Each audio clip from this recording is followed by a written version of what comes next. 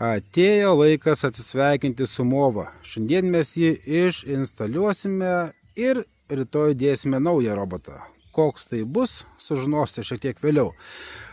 Robotukas pas mus dirbo tikrai netrumpą laiką. Neturėjome nei vieno karto, kad robotas būtų kažkur sustojęs, pasiklydęs, išvažiavęs iš perimetro ar įvažiavęs į tvenkinį. Jokių problemų nei karto neturėjome. Kuokšto nepalieka, dirba visą laiką tvarkingai, viskas su juo tikrai yra gerai.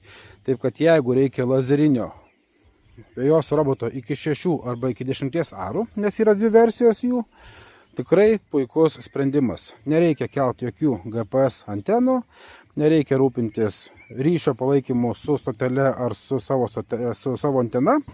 Taip kad lengva instaliacija ir viskas tikrai tvarkingai. Dedame riebų pliusą, pinigų ir darbo santykis tikrai yra puikus. Ačiū tau!